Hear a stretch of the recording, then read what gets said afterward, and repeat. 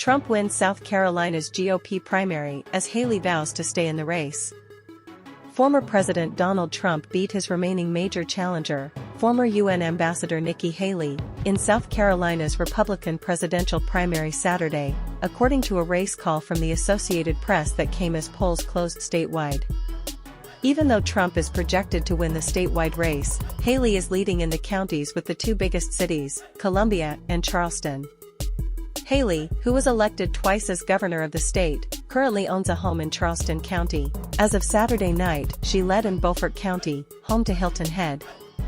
Trump has now won every contest where he was on the ballot. His win in South Carolina is not exactly a surprise, though. Trump was leading in the polls in Haley's conservative home state throughout the entire race. The AP says that it based its early race call on an analysis of a survey of primary voters that confirmed the findings of the pre-election day polling showing Trump far outpacing Haley statewide. "This is an early evening and a fantastic evening," Trump told a crowd of supporters in South Carolina. "This was a little sooner than we expected, an even bigger win than we anticipated." Haley told supporters that voters in many states will be weighing in during primary elections in the next few weeks, and she will remain in the race until then. "They have the right to a real choice, not a Soviet-style election with only one candidate," she said. "And I have a duty to give them that choice."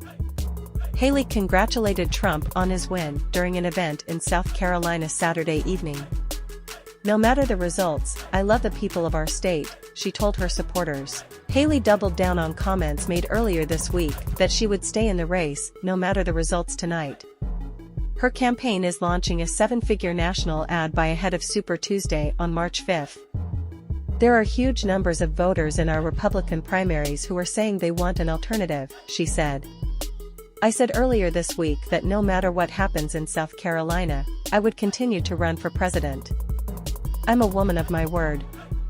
I'm not giving up this fight when a majority of Americans disapprove of both Donald Trump and Joe Biden." Trump has maintained a commanding lead in the party's presidential race, despite facing a combined 91 state and federal charges. Many of those charges are related to his efforts to stay in office after losing the 2020 presidential election to Joe Biden. Biden won the state's Democratic primary earlier this month with 96% of the vote. The loss is a major blow to Haley's bid for the Republican nomination. Despite the significant money and time spent by the campaign in South Carolina, she was unable to garner enough support, including from leaders in the party. Trump remains very popular in the South and among more conservative voters in the U.S.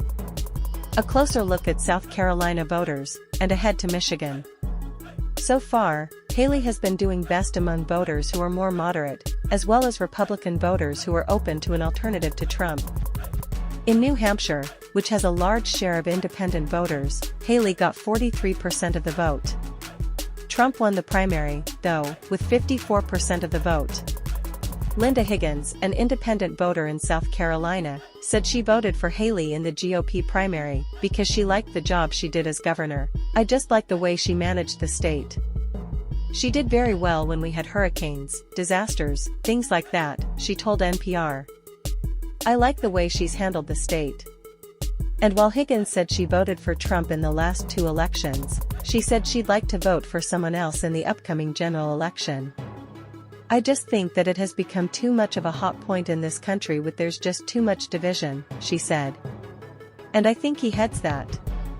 Republicans say the party has changed a lot in the state since Haley was governor there just a decade ago. Matt Moore, who previously served as the chairman of South Carolina's state Republican Party, told NPR's Don Gonier that the GOP there is a much different party than when Nikki Haley was governor. "I would say that Nikki Haley is highly respected, first and foremost, but I do think people see a president differently than they see a governor or a member of a cabinet," he said. "She has run a very good textbook campaign. But the reality is that Trump has been the de facto incumbent of the party, and there's hardly anything anyone can do about it." 50 delegates are up for grabs in today's election. 29 of those delegates are awarded to the winner of the statewide vote. The other 21 delegates are divvied up according to who wins each of the state's 7 congressional districts. Those are also awarded winner-take-all.